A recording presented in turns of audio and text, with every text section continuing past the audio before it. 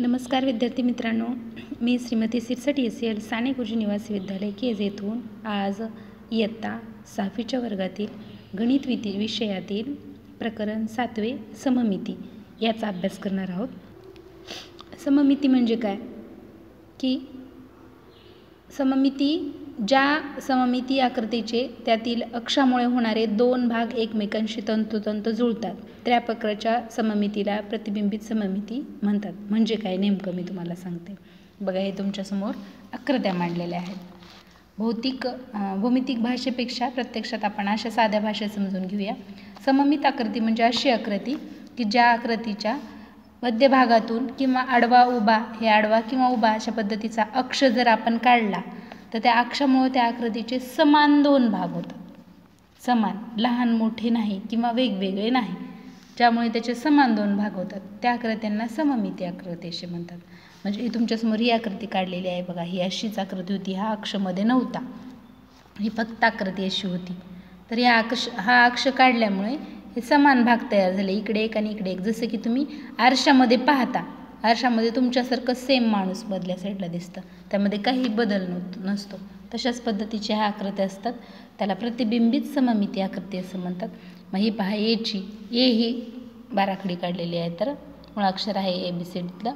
तर याला असा जर अक्ष उभा दिला तर ह्याचे दोन समान भाग होत आहेत. बघा, होतात कसे हे दोन समान भाग होतात ह्याचे असे मध्ये काढल्यामुळं. अर्धा इकडे ना अर्धा इकडे.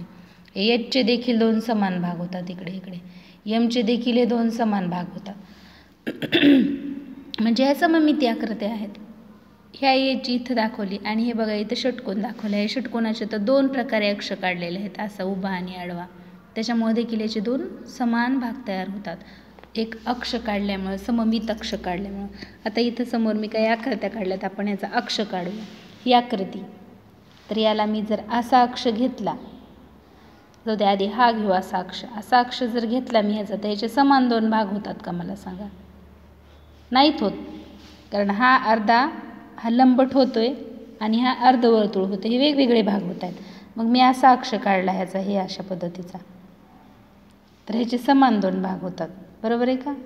ह्या अशा पद्धतीने अर्धा इकडे अर्धा इकडे, याचे दोन भाग होतात. म्हणजे ही सममित आकृती होते. याच्यातून जर ही रेष गेली, या पद्धतीने जर एक रेष अक्ष आणखीन सममित अक्ष काढला तर याचे पण हा अर्धा भाग याचे देखील दोन अक्ष होतात. असं उभा काढला तरी पण याचे सममित दोन भाग तयार होतात. ह्याला ती सममित आकृती अशी म्हणतात. ही एला जर आडवा अक्ष काढला सममित तर ह्याचे समान दोन भाग होणार नाहीत, परंतु मी जर हा उभा भाग काढला तर याचे समान दोन भाग करता येतात, अर्धे अर्धे. आता मग पट्टी नसल्यामुळं व्यवस्थित येत नाही आहे, पण इथं जर आपण व्यवस्थित पट्टीच्या सहाय्याने याच्यावर अक्ष काढला सममित तर याचे दोन समान भाग होतात. आता इथं S काढलं आहे, Sचे मात्र कशीही तुम्ही अक्ष काढा, दोन समान भाग होत नाही, त्याच्यामुळे ही सममित आकृती नाही. हे Q आहे. Qमध्ये पण मी आडवा सममित अक्ष काढला काय आणि उभा सममित अक्ष काढला काय, याचे समान दोन भाग होत नाहीत, त्याच्यामुळे ही सममित आकृती नाही. त्यानंतर इथे एक आकृती काढली, याच्यामध्ये जर मी आडवा अक्ष काढला सममित तर ह्याचे समान दोन भाग होत नाहीत. मी आता याचा भाग काढते असा हा उभा. जर मी याचा हा असा उभा भाग काढला तर याचे समान दोन भाग होतात, इकडं अर्धा आणि इकडं अर्धा. घराच्या आकाराची आकृती काढली तर ही सममित आकृती आहे.